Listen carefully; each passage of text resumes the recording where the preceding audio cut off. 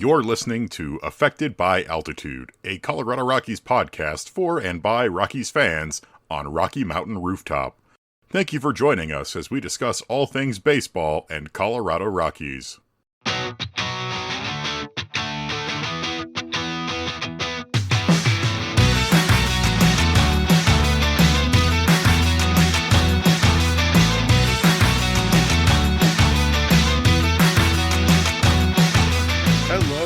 Welcome to Affected by Altitude, a Colorado Rockies podcast on Rocky Mountain Rooftop, proud affiliate of the Fans First Sports Network.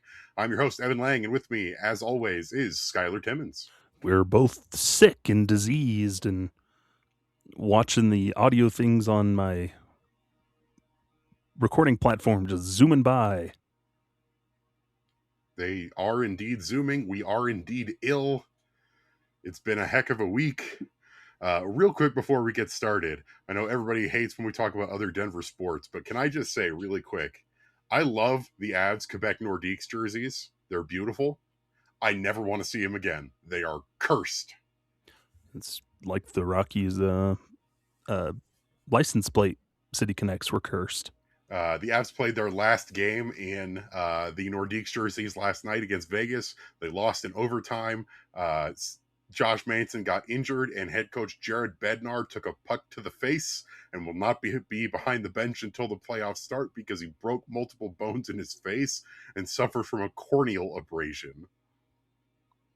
Yeesh. Just like, my goodness. Yeah. It's NHL coaches. Maybe put them in a little box behind them. Learn to duck. Yeah. You only got to learn once. It just reminds me of there was a game earlier when Bruce Brown of the Denver Nuggets was between the benches, and like every time the puck came near to him, he was like really kind of cagey and on edge because, you know, it's very fast moving. But I know that people don't love it when we talk about other Denver sports, but talking about other Denver sports is a must because, Skyler, we had perhaps some of the biggest Rockies news in a long time drop this last week, and it is related to other sports here in the state of Colorado. Should we start the chant of sold the team, sold the team? People have been begging for it. Every time I go on Reddit, it's everybody 2,000 posts a day going, you got to sell the team. And the Colorado Rockies majority owners, Dick and Charlie Monfort, have sold a minority stake of 40%, worth approximately, I think it mathed out to about $620 million or something like that, to Greg and Carrie Penner, the majority owners of the Denver Broncos. Mm-hmm. Yeah. It's wild news to just have drop on a random morning this over the last couple days, because, you know, it's something that just came out of nowhere, because the thought of the Rockies like doing any sort of selling of shares in the team, it just seemed wild. No, we knew there were the minority partners sprinkled in there, but the majority of this team is the Monforts running the show between Dick and Charlie, and it's mostly Dick behind everything of the team and how it operates and everything. But you had the little ownership group of the Denver Post had some shares, and some other people had some shares.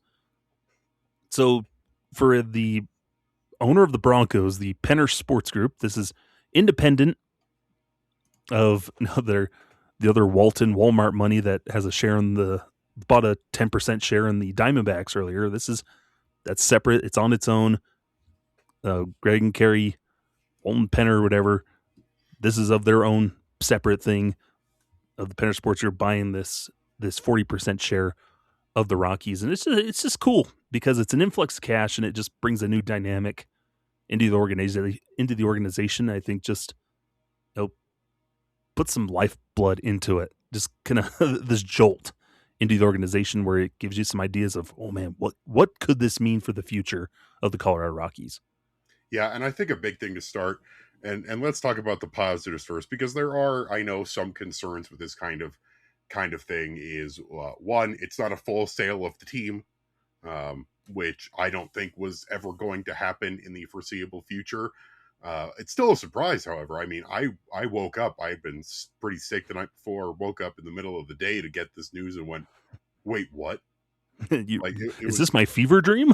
It's such a surprise, and I know that there's some concerns because now basically every major sports team here in Colorado is tied to the Walmart families in some regard. You've got Stan Kroenke, who married into the Walmart family, who owns the Avs and the Nuggets and the Colorado Rapids, and then the Walton Penner Group that now owns the Broncos and a minority stake in the Colorado Rockies, and it's a big stake.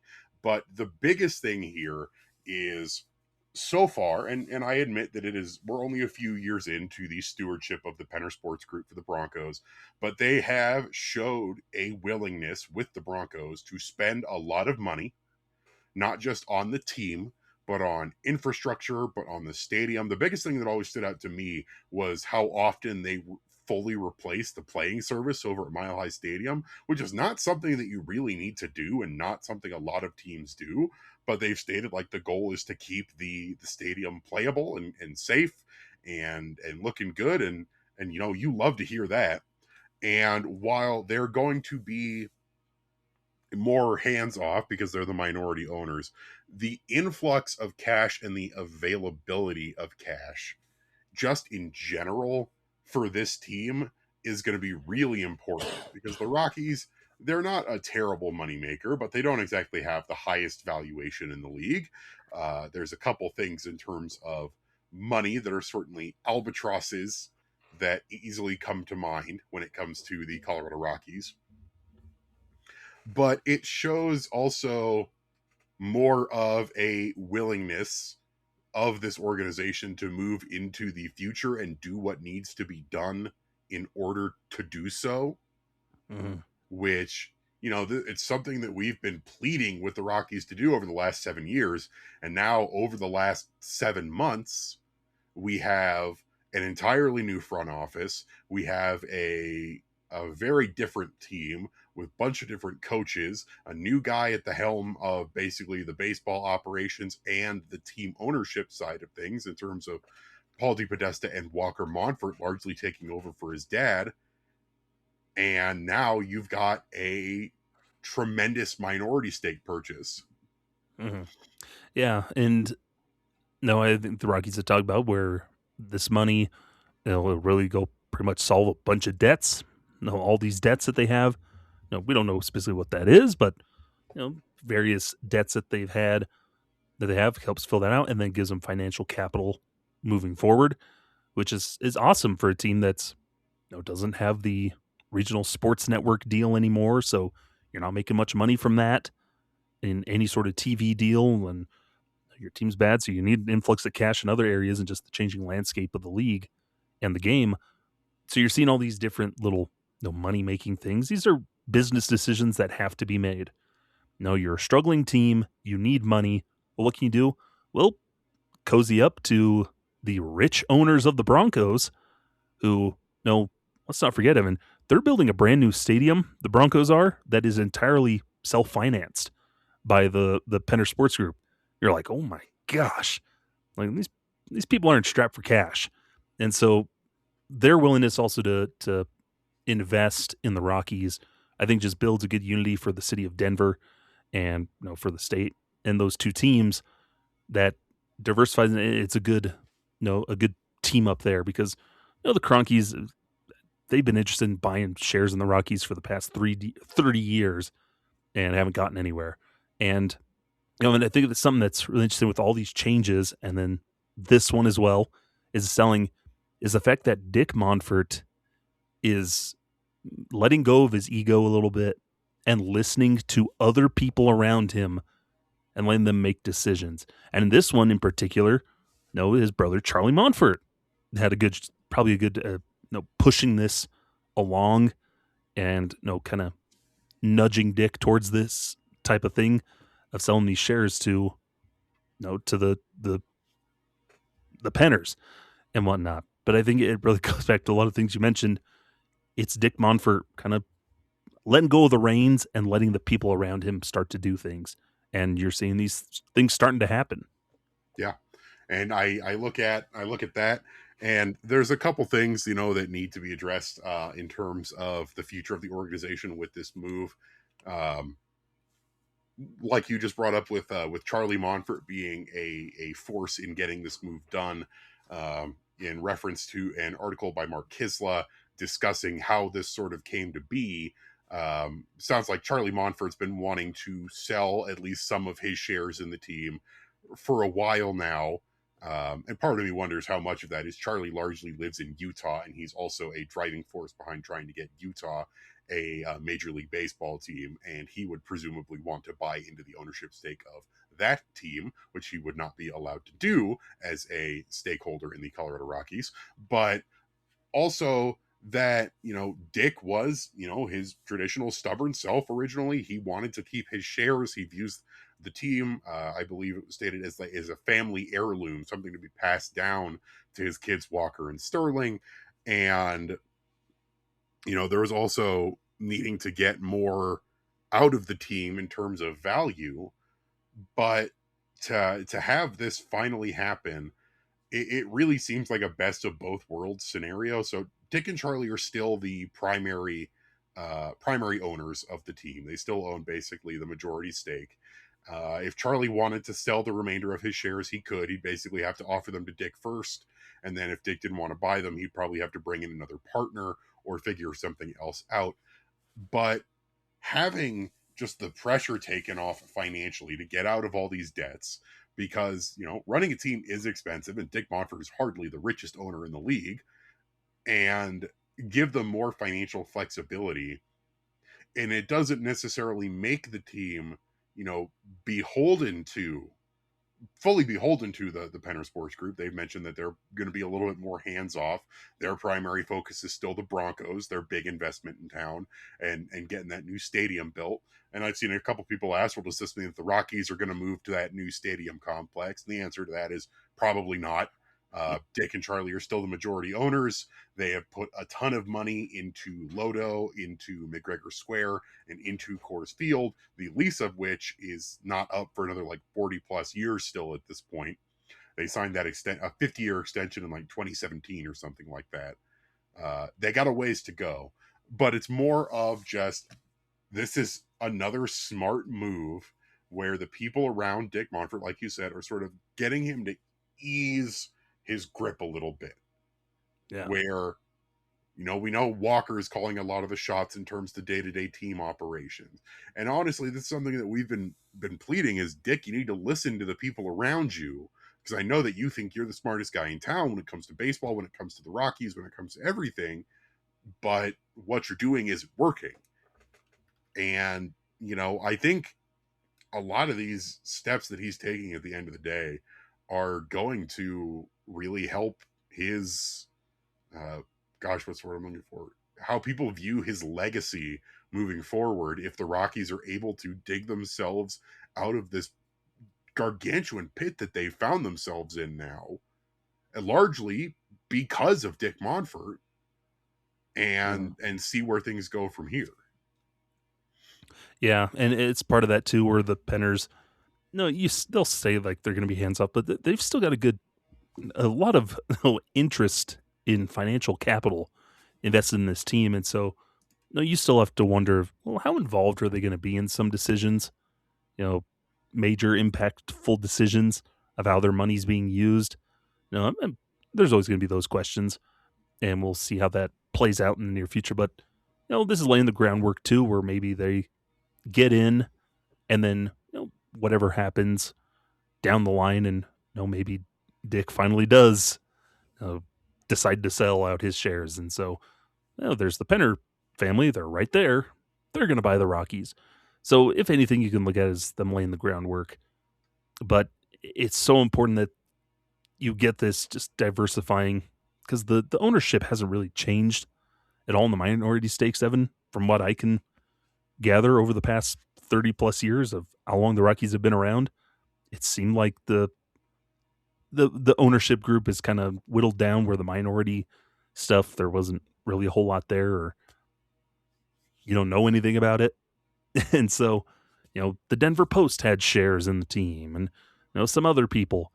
But I think the Penners now, if they've bought out The Denver Post shares are out into them, all the other things. So, you know, I think it's just kind of diversified it a little bit more in a sense of here's some weighty ownership capital that will now help out Yeah. in a lot of things. And, maybe this helps the Rockies. They can buy out Chris Bryant's contract somehow and all that kind of stuff. Yeah, and the biggest thing is like, while this isn't going to make the Rockies a rich team in No, they terms have of Dodgers money now, Evan. the heavy hitters in baseball. Like, they're still never going to be the Dodgers or the Mets in terms of overall capital. And I've seen some people say this, like, well, the Rockies can't complain about what the Dodgers are doing now. Well, no, let's roll that back a little bit. But it is going to increase the valuation of the team, I think, having um, some pretty well respected minority owners on board. And it is a seismic shakeup. Like you said, I can't think of the last time there's really been any sort of change in Rockies ownership that's even really been talked about since Dick and Charlie bought out Jerry McMorris back in the day. Yeah, that was Like, 2005. it's been a while, and the team is not valued super highly, despite the fact that it does make some money. It's got a beautiful ballpark and a beautiful location. People go, the attendance is solid, but again, it's really just, you have backup.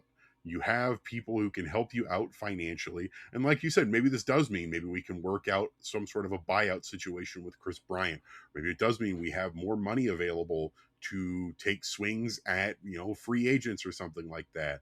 Maybe this gets Dick Monfort to step back a little bit when it comes to saying ridiculous things like there should be a cap on what you can spend on baseball operations in addition to a salary cap. Like, Yeah. the Rockies probably haven't had this kind of money available to them in a long time. If ever. Yeah, and it goes back to me is how Dick Monfort, just how he runs things is, we got to bring in the people we like that we know, and we're going to stay loyal to the people in house, and that's how we're going to promote and do. Because I don't know if you saw that he had his quote earlier. It was like, "Well, I see all the things Walker's done, and I probably wouldn't have done things as drastic as he did, and whatnot." And you can tell that he's kind of nervous and he's not comfortable with how things have operated recently. But then you can look at the way things have operated on the field and how, the talk about the team is different. And you can be like, yeah, Dick, you were wrong. Like, the way to improve the Rockies is to make you less involved. and and so bringing in the a new just voices in the boardroom, even if they're going to be a little bit more hands off, they're not going to mess with things. And let the Monforts continue to operate the way they want to. Because they are the majority, and so their votes matter more. But it's just nice to have more voices and diversified, just the people that can talk to Dick Monfort that even they can turn to for advice or like their input of like, okay, we're thinking about doing this. What do you guys think about it? And you can Yeah. just get different perspectives. And you've got dependers who are working with the football side of things, but still, they're successful business people. No, yeah, they nepotism and all that stuff, and you inherit whatnot from those that before you, but so do the Monforts. But still, you remain successful by having that money, and you're able to surround yourself with people who know what they're doing. And so I think it could be a good union, and I'm excited to see just what the Rockies can do now that you have a little bit more financial capital behind you to know what do you do with that? What's the next step? You get this money now, what do you do with it?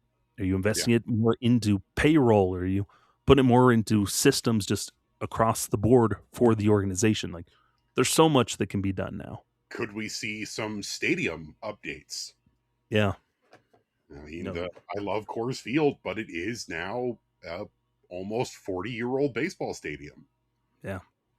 No, we're gonna take down the Bright Itch barrier, and we're gonna, could there be different renovations that happen at Coors Field that just kind of, like you're saying, that teams around the league are doing? These little renovations to move fences in, move them back.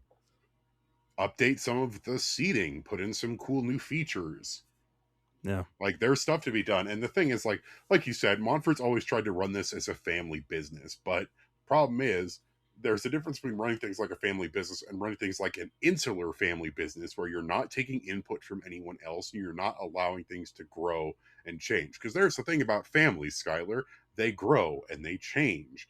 People marry into it, they have kids and grandkids and spouses and significant others, and you've got to be able to adapt and make changes and welcome in new parts of the family like they're doing now if you want it to stay healthy.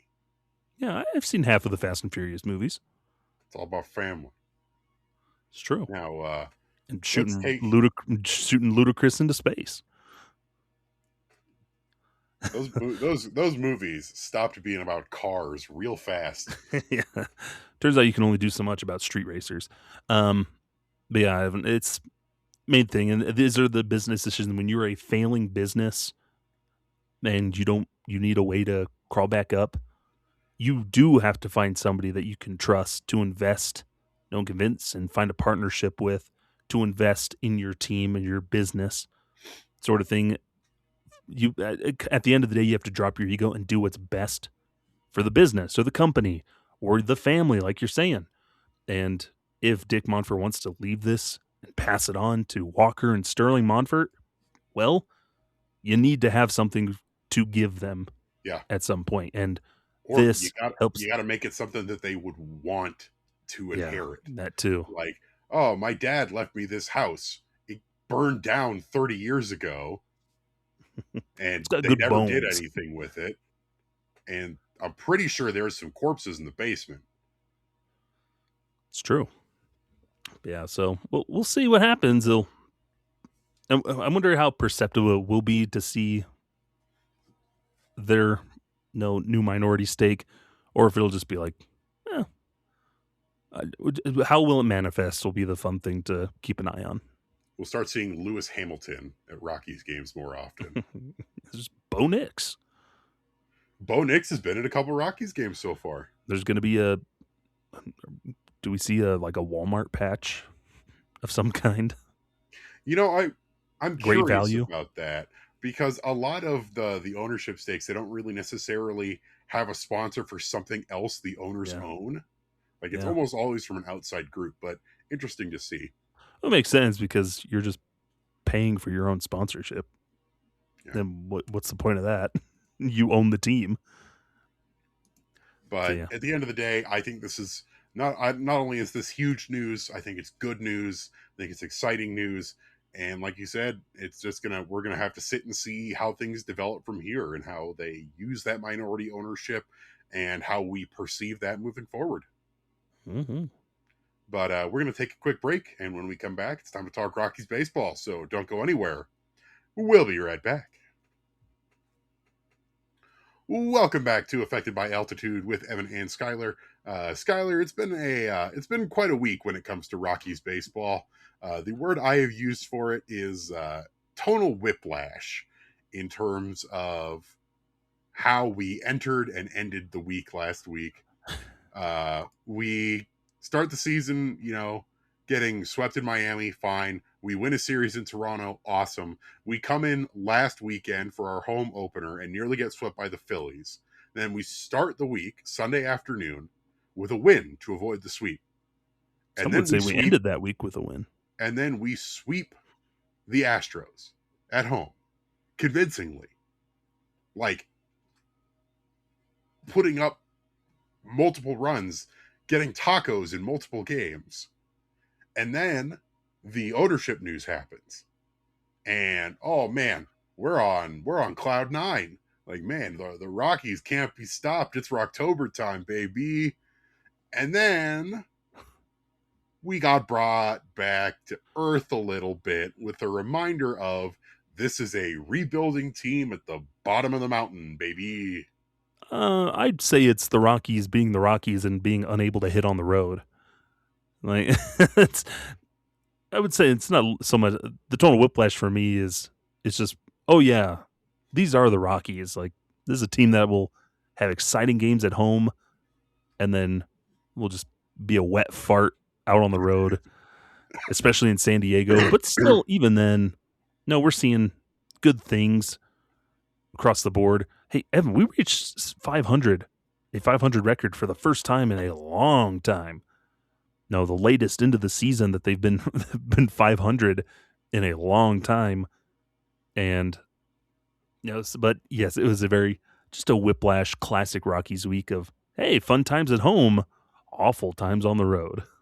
Yeah, and it's one of those things where, um, this is to be expected, and a lot of people felt really excited because it's nice to see the Rockies win and win in convincing fashion and do it looking like a good team, whacking home runs, playing small ball, pitching looks great. They put together a legitimately fantastic series against the Houston Astros, where pitching was solid, even at Coors Field.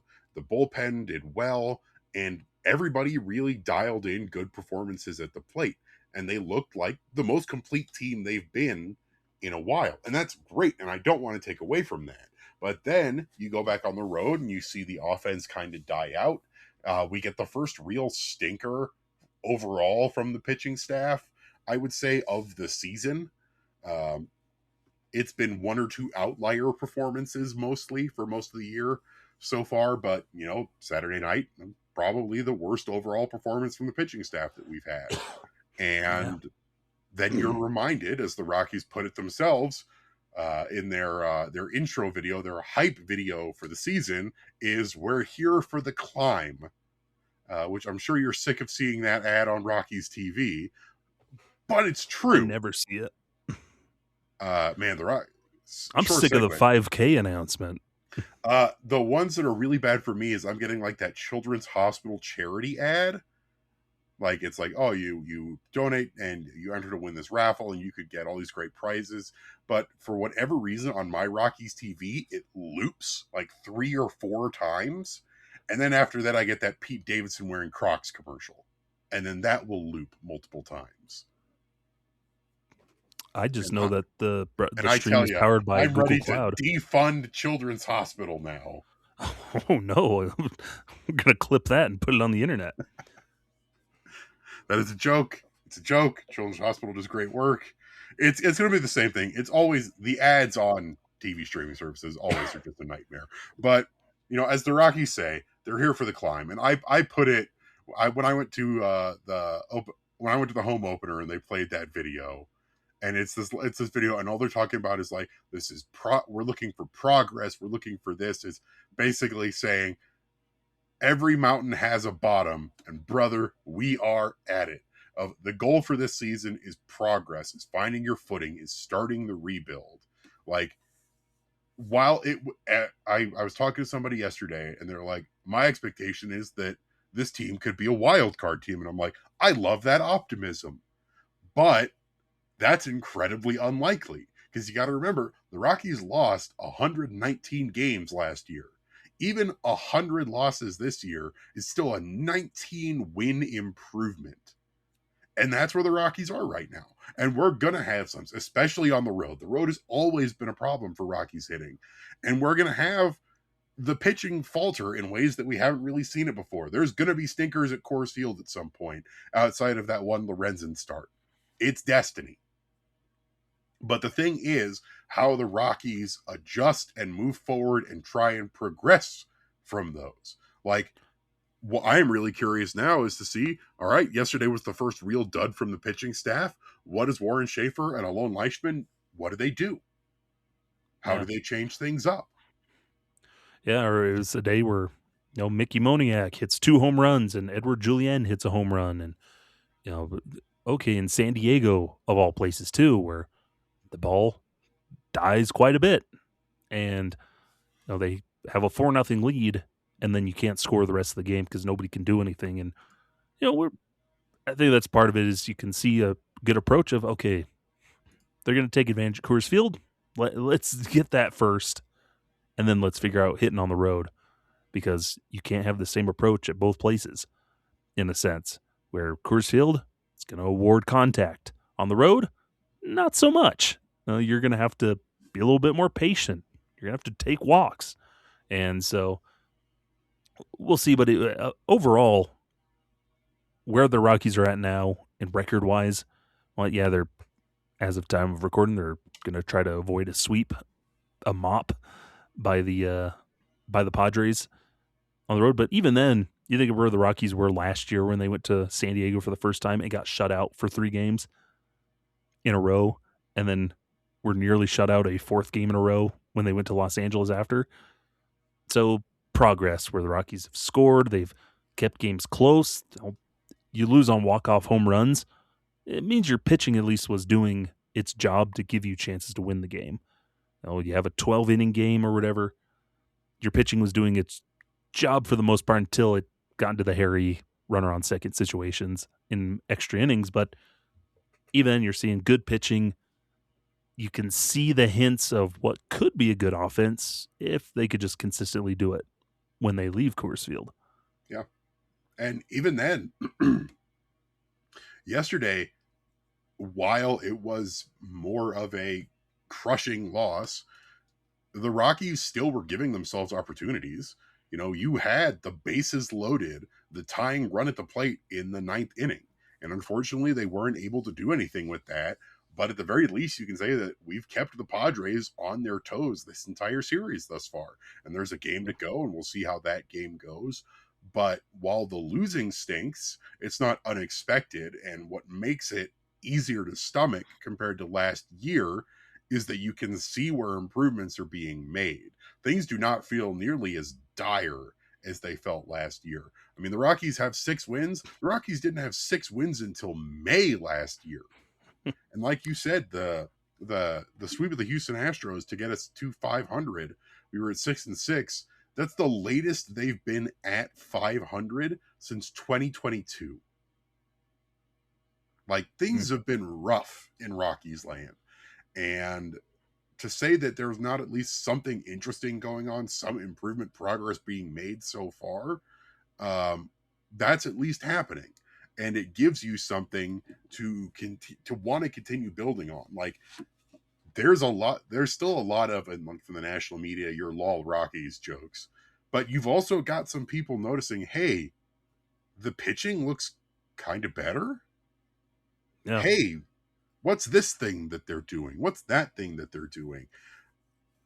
Guys who you needed to contributing. Mickey Moniak comes into the season late after an injury, and he's now got 5 home runs. Edouard Julien ends up, getting one of the opening day spots after not a great spring training and had kind of a rough first week and a half at the plate. And now they've got him in the leadoff spot, and he's been a very productive hitter over the last week. And you'll love to see that. Yeah, and it's kind of good to transition talk about those 2 guys and whatnot, because I think Eddie Julien, though, it's because the assumption was when they traded for him, it's like, oh, he's had options and he's a left-handed bat, and it gives him some options at first base because we've already signed Willie Castro, so maybe he starts at second and Willie's at third and all this stuff.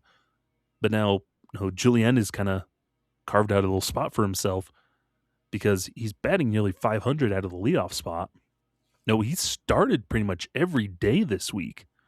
Since the start of the the Astro series through Sunday, he's started every day, or most every day, which is just interesting to see because he's finding success, especially as the leadoff guy.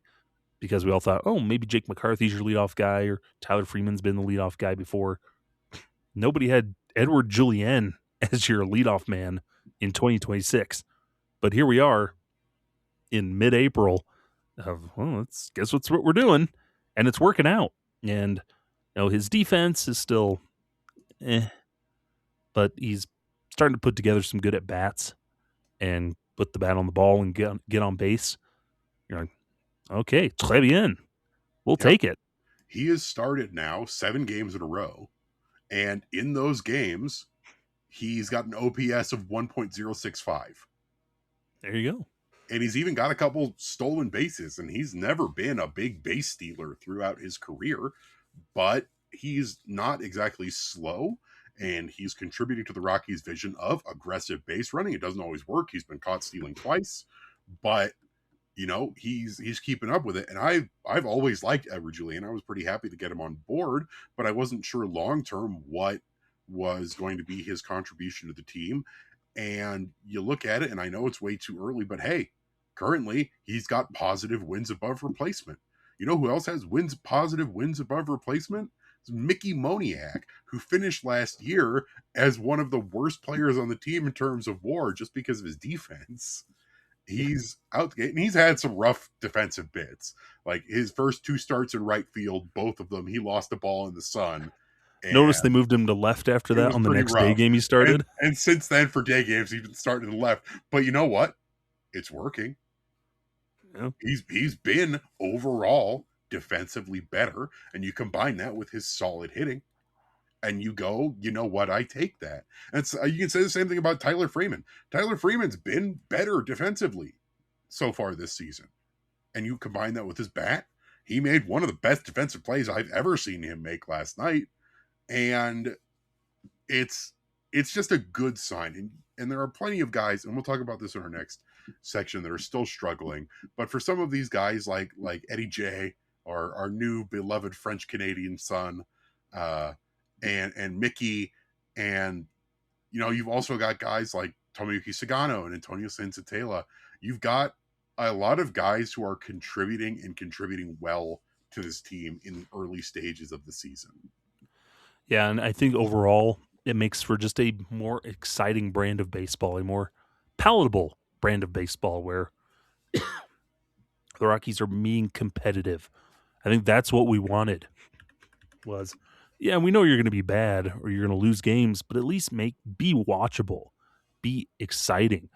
A lot of the time, Evan, I'll take a crushing loss because we were competitive in the game and we just lost it at the last second. Like, oh, the walk-off 2-run homer from Gavin Sheets, like that one sucked. Or losing in extra innings on a grand slam walk-off for Xander Bogaerts when like it was within reach. You're down to your last strike and you could have won that game. Like I'll take those losses as opposed to we gave up 2 runs in the first, or we gave up a run in the first and we lost.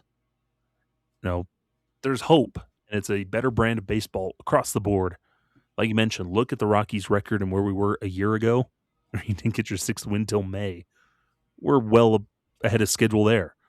And so it is overall, like we talked about, it's progress. You're seeing the progress from game to game. There's going to be regression for some guys, and then they're going to come out and have a good game and whatnot. But you're seeing the progress. I think right now, for sure, the pitching has been the most notable progressive thing. The offense is still trying to catch up, but even then, you're getting some timely hits. There, you're seeing the glimpses of what a complete team firing on all cylinders could be, and it's fun. It's already having more fun watching Rockies baseball this year. Yeah, in the last 3 years, we are a year removed basically from when the Rockies were shut out over 3 straight games against the Padres in San Diego. We're exactly a year from game 2 of that series. And at this point, I can already say it's an improvement because there hasn't been a game where I wanted to turn it off at some point and go, why am I watching this? It's watchable baseball. It's not the best baseball. We've seen some errors. We've seen some bad luck. We watched Ezekiel Tovar get hit in the face by a baseball yesterday that bounced off the dirt. We've seen some weird errors. Hunter Goodman got hit in the hand. It's not always the best baseball, but it is watchable.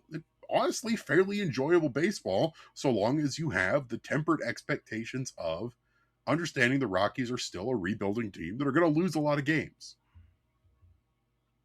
No, they're going to be a wild card, Evan. Didn't you hear? I'd love it if they were. Hey, anything's possible. You get on a hot streak. It's mainly like we talked before. If you can just prevent the slumps, let's not have several 8-game losing streaks like we did a year ago. Let's we can have a 4-game losing streak. Okay, let's win game 5 or let's snap it and stop at 3.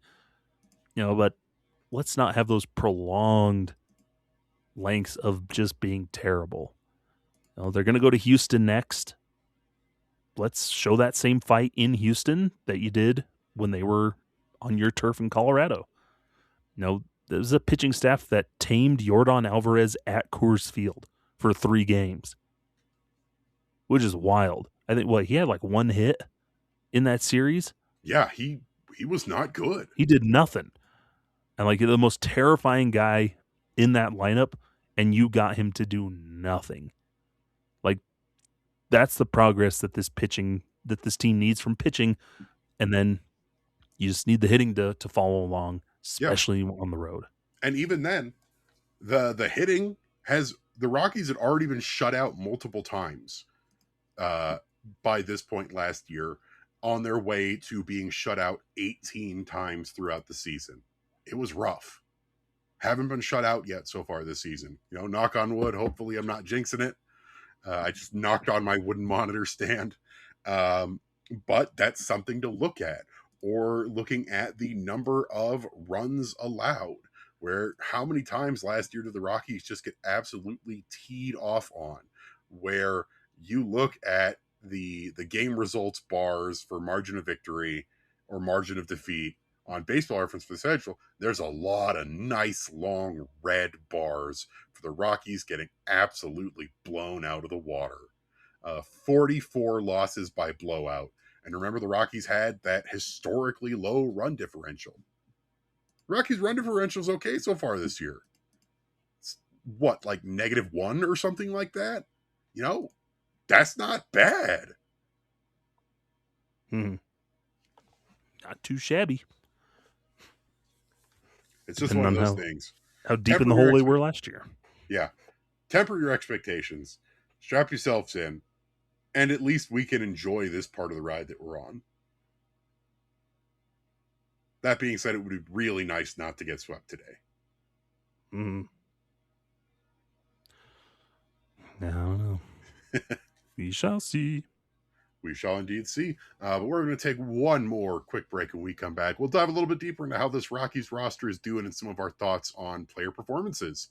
So don't go anywhere. We'll be right back here on Affected by Altitude. Welcome back to Affected by Altitude. I'm Evan, that's Skyler. This is our third and final segment of the show this week.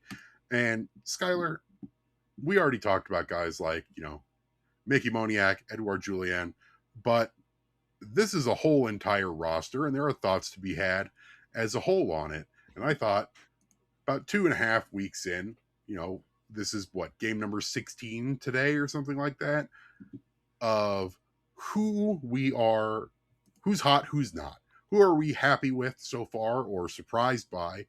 Who are we a little disappointed in so far and want to see make some improvements? Well, I think the guy that we can probably shout his praises at this moment. We talked about him a little bit last week, but I think we both love very much how old Tomoyuki Sugano-san is doing in a Rockies uniform, where he's been the best starter. No, but at least of the new guys, we'll put Kyle Freeland in his own kind of box too. But Sugano has been phenomenal through his 3 starts. He has been consistent. He's given up 4 runs over his 3 starts, back-to-back quality starts now. All 4 runs that he's given up have been solo home runs. Not ideal, but not shabby. But I've enjoyed watching him pitch. His 3 times out. It's just a joy to watch. Yeah, he is. It's watching a guy go to work and do what he does best. And there was a reason that this guy was pretty legendary in Japan. Japanese Triple Crown winner, Eiji Sawamura winner. He's won MVPs. He's been an all-star. He was a big deal for the Yomiuri Giants. And, I think a lot of people forgot that with his not terrible, but kind of bumpy first MLB season last year. But I just think it's really funny that, and I'm not trying to make fun of Sugano, but that our best pitcher so far this year is a 37-year-old Japanese guy who looks like a Japanese salaryman who goes and plays baseball for fun on weekends. He's got his pants all hiked up, which makes his jersey bunch up. He's got always kind of this sort of like kind of flabbergasted look on his face when he's on the mound. He Like looks his, sweaty as all get out. but at the same time, he's a craftsman when it comes to how he approaches pitching, all of the pitches that he uses. And it's also, it seems like he's having a pretty good time. Like they'll show him in the dugout with the other players, with the other pitchers, and he's, participating, he's doing the dances, he's making jokes, he's smiling, he's having a good time. And it's nice to see a free agent come in and do that. There was also a really nice article from a Japanese source the other day that was like praising the Rockies nutrition and health staff, of like they're listening to what Sagano wants. They're letting him, make some of his own nutritional decisions in terms of like he wants to eat Japanese food, he wants to eat more rice, he wants to eat stuff like that, and like letting him do it while still working with him and stuff like that. And it's just, so far it's been a really good fit. And currently, it's early, but he leads the team in wins above replacement. And like you said, his 4 earned runs all come off solo home runs, and not a single one of them has been a backbreaker. Yeah. And that's the main thing about solo home runs. We were talking about this when we brought him in, is yes, he gave up a lot of home runs last year, and he's going to give up a lot of home runs this year. That's just kind of what happens. But if you can keep those to the solo shots, which he hasn't had a lot of traffic, he isn't issuing a lot of walks, he's getting a decent number of strikeouts, he's commanding the zone, solo home runs aren't going to hurt you that bad. Yeah, no, he's just been fun to watch. He's the model of the type of pitcher this team needs, and it's just fun. As someone who loves pitching, it's just fun to watch somebody who is just, like you mentioned, a craftsman. Yeah, this on the man mound. is a pitcher.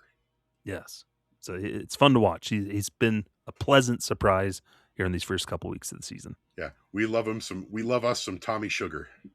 Mm-hmm. I think the other guy worth shouting out, we've talked about him a little bit so far this season. Kyle Freeland has looked really, really good so far this season. He's starting today on the mound, so we'll see how his performance goes. But unfortunately, Evan, as we're recording, Kyle is not going to be starting. He walked off the field with the trainer and will not be starting today. So that's not good news, but oh no. Well, the game hadn't even started yet, and he had to come off the field. He had to come off with the trainer. That's not good. Yeah, it's not good. Hopefully it's, I would hope it's a blister. Please let it be a blister. Because I was just about to talk about how we can still talk about him. Despite a truncated spring training, over his first 3 starts, he's looked quite sharp. He has had some minor lapses of command that have led to, he currently leads the league in hit by pitch, which is interesting. He's struck 4 batters, but he's only walked 4 batters. He's got 13 strikeouts for a solid enough strikeouts per 9, ERA of 2.30. And the biggest thing that stood out for me was, if you look up his pitch count from the game a couple days ago, it's very evenly spread out, and you can tell that he is working with this new Rockies pitching philosophy of alternating pitch types, changing the way you are calling and sequencing and doing all of this stuff, where he basically threw the same amount of fastballs and change-ups and other stuff as he did the entire game. And he's really a good indicator of the Rockies getting away from, it's him and Antonio Senzatela, who we've also talked about at length, of the Rockies getting away from that Bud Black system of fastball and sinker primary, throw it at the knees, secondary is secondary. Mm-hmm. And he's done very well, and I certainly hope that he's okay. And this injury is, they're pulling him from his start out of an abundance of caution. I would assume then that it's probably going to be Valente Belloso who makes the start, or something similar. But to have Kyle Freeland be pitching well early, because the last couple of years we've seen Kyle kind of struggle out of the gate and then find his footing. And to have Kyle succeeding out of the gate. And, in his interviews, I'm not going to lie, he seems happier. He seems pretty on board with all of the changes that are going on now in the Rockies organization. And it's nice to see. And for Kyle, I don't want to jump the gun because you never know how the season is going to turn out. But I was talking with some buddies the other day, and it's like something that I wonder about Kyle Freeland that you could do is if you want to do the standard Rockies thing, which is reward him for his loyalty and make him continue to be a Colorado icon, is before that option of his, the 170 innings, 170 pitches, 170 innings. 170 innings. 170 pitches would be like 3 games. Vests is maybe you work out a little bit of an extension to keep him in purple for the next couple of years, and you go from there. But it's just really nice to see Kyle succeed out of the gate. Yeah. A guy who's been here for so long, like him and Senzatel, it's good to see them just come out of the gate and be successful, which is nice. What you want from those long-term guys. Yeah. Of course, we've also talked at length. Jimmy Herget's been great. He's starting in place of Freeland. That makes sense. He's now been an opener twice now, and they'll probably try and go to a bulk reliever after that. My guess is going to be Bayotso. TJ Rumfield, we've also talked at length, has been really, really good out of the gate. And another guy who I want to really lavish some praise on after a strong season last year where he established himself as a guy that you could go to out of the bullpen, Jaden Hill is off to a very good start for the Rockies with a 1.42 ERA and a FIP of 2.17 over 7 appearances, 6 1/3 innings of work, 6 strikeouts to 2 walks. Mm-hmm. Good old Jaden Hill. You could say that about a lot of guys in the bullpen too. Bernardino, Hill, Herget. Zach Agnos has had some big outings this past week, still up and down, still trying to find his right footing, but Vodnik, guys. So just across the board with the pitching staff, there's a lot of good promise there. It's been fun to see. One other guy I wanted to shout out to, Evan, kind of twofold. One is old Brett Sullivan, who's been a very enjoyable backup catcher. Not only behind the dish, where he's had some phenomenal just cut downs on the base paths, but he's had some big hits at the plate too, where he's just looked comfortable. I think the team pitchers like working with him. He's been a nice addition to the team as that left-handed kind of experienced catcher. That you can tell that he knows his craft and he's benefiting from getting some playing time with the Rockies. Yeah, he looks like he belongs. And he's also been pretty good when it comes to the ABS system and making challenges. Mm-hmm. I like watching him. But then also Troy Johnston, who just kind of seemed to sneak his way onto the big league roster on the opening day roster, but has really earned his keep and kind of morphed into a starting role more often than not, of just a fun, delightful fellow with incorporating the shrug into his dances now and hitting home runs and just being a goofy guy and just a nice, fun addition to this team. He just seems like a really delightful person, honestly. He seems nice. Seems like he's having fun. And honestly, that's a big part of why the Rockies have been more watchable this year. Is the guys seem like they're having a good time out there for the most part. Yeah. Pretty much. But on the flip side, though, I do think there are some guys that are worth talking about where there are some concerns, especially this early of the season. And I think one of the guys that I have been most concerned about is Jordan Beck, who has lost a ton of playing time now to other guys, especially Moniak and Freeman and Johnston, because he's got an OPS through 10 games of .325 and is worth negative 0.4 wins above replacement. He only has 1 extra base hit. He's really struggling right now, and it's a shame because we know that he has potential, and Defensively, he's been fine. He made a gem of a catch the other night to rob a home run, but the bat's just not there. And I think right now he is probably one of the guys on this team most at risk of getting sent down. Yeah, and it's the same thing that we saw last year at the start of the season for him, where it did require getting sent down for a little bit, and then he came back up and hit those 5 home runs in 2 days type of thing. So we know that, but yeah, he's just been off to a rough start, and he's had a couple of, that catch, like you mentioned, robbing the home run, did come up big with a walk and a hit in that uh, long affair the other night, but he also got picked off and not. So it's just a lot of strikeouts. I think for him is there's just not enough plate discipline. He's dealing with the problem that the previous regime did, where there's just not enough plate discipline still and making good contact. It's a lot of big whiffs, swing and misses, and he's going down quick. So it could be warranted to, like, okay, get sent down, right yourself, because he didn't have a good spring training really either. He just kind of got on the roster by default because, like, well, he's going to be our starting right fielder. Like, okay, that's understandable. So it could be warranted where you send him down and you get some time and you bring up somebody else, an extra catcher, or somebody else that's on the 40 man, like Sterling Thompson. You bring him up for a little bit, type of thing. So no, but there's a lot of good in Beck. It's just we got to see it. Yeah, and he's still, like, you got to remember, he's still only 25, and he's got a full bracket of options left. Like, it is nowhere near time to give up on Jordan Beck, the former first round pick.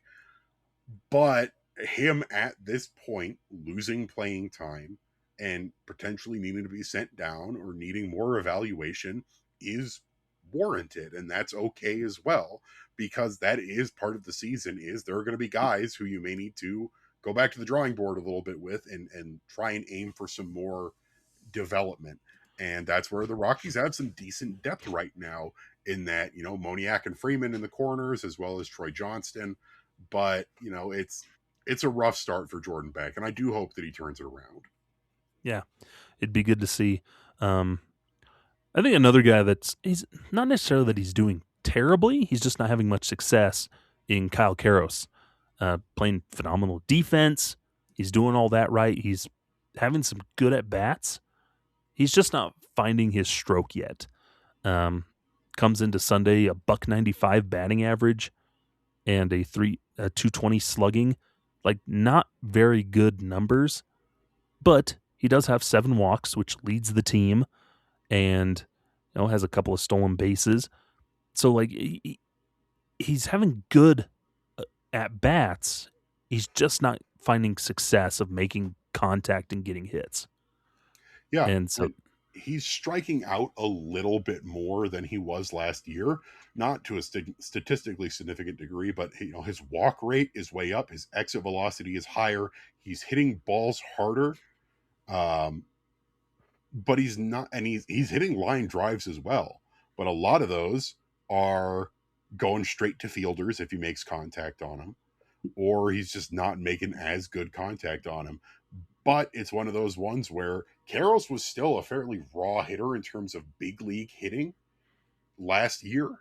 And, I'm more than happy to keep giving him chances to go out there and do his thing, especially when he is such a defensively sound at minimum and spectacular sometimes third baseman.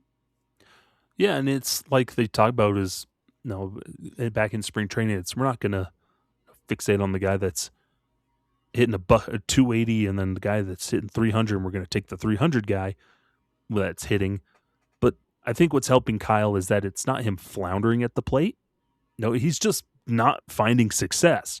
And there's a difference between floundering, which is kind of what Jordan Beck's doing a little bit, and just not finding success, which we've seen like Brenton Doyle do, where Doyle seemed like he was just smacking the ball really hard, but it was going directly at people.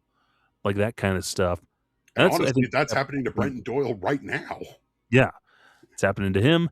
And so that's happened to Karros, where you see these good plate approach, he's good at bats, he's lengthy at bats, and then ends up with a line drive right to the shortstop, or he grounds out, hits a fly ball, pops out or something.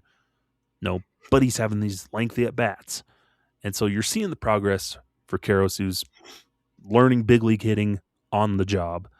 And no, I think he'll find a spot here soon where then he strings together some hits, some multi-hit games, starts the ball rolling, and he'll be just fine. That's what he needs. That's what I hope to see. Yeah. In terms of strikeouts, probably the guy I'm most worried about right now is Willie Castro.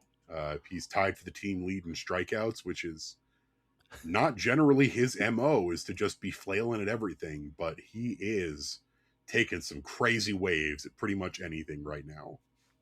It's a lot of like 3 and out type of at bats. And it's frustrating because we've seen him get a hold of some good hits. He's got 3 doubles, he's got a home run, he's got some ribbies, he's drawn walks as well. He's got 4 walks, but it just feels like there's a lot of at bats where he comes up and in 3 pitches he sits back down. Yeah, which is weird because he's averaging 4.204 pitches per plate appearance. Yeah, he's one of those ones where which is the most of his career. Yeah, but he's also playing fine. So, like, he's not one of those guys where I'm being like, oh, bench him, oh, get rid of him, oh, it's a bust. But it's something I would like him to continue to work on as we get further into the season. And it's the same thing with probably the guy who is, I think, struggling the most in terms of overall performance is Jake McCarthy. Mm-hmm. Where defensively he's been not that great, and despite the fact that that's his pedigree, is that he's a solid defender. And at the plate, despite not striking out that much, which is what was advertised, he's only got 7 strikeouts, which is good, which is very good for this team, honestly. It's some of the fewest strikeouts of any of our main hitters. But he's not doing much else. Like, he's not getting the ball to hit the grass. He's not getting extra base hits. He's not really getting hits in general. And it leads him to be tied with Jordan Beck for negative 0.4 wins above replacement this early in the season.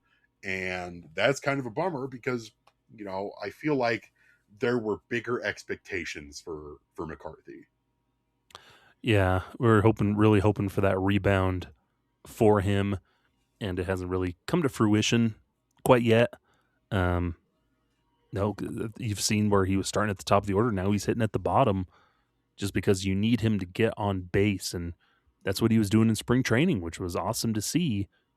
But he's not quite doing that here. And same thing with a lot of guys where they just haven't found their rhythm at the plate to make contact and find the gaps and find success that way.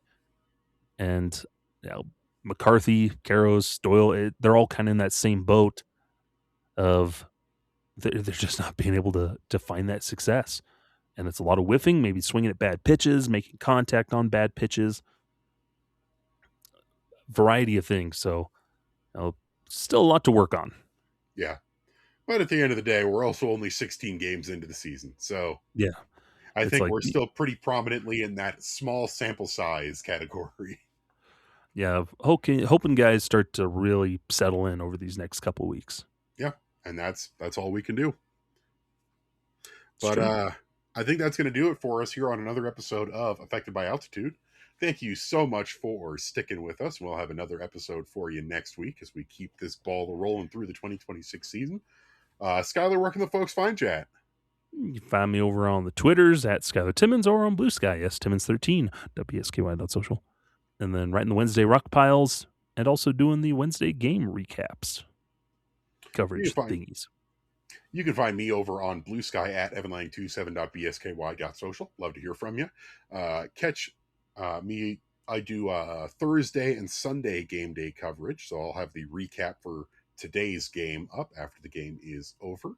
Also trying to ease back into doing some of the other stuff, helping out a little bit on those Pebble reports, doing the This Week in Purple on Sundays. Lots of great content on Purple Row for everybody to check out. We had the news on the Walton, the Penner Sports Group minority stake acquisition. and we try and keep everybody abreast of everything that's going on. So we appreciate your eyes.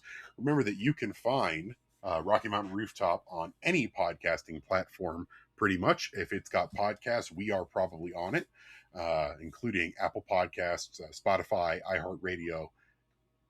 You could probably find us pretty easy. And then you can find Rocky Mountain Rooftop on most social media platforms, including youtube.com, where you can find the video version of the show. Our handle on those platforms is at Rocky Mountain Rooftop. That's at ROCKYMTN Rooftop.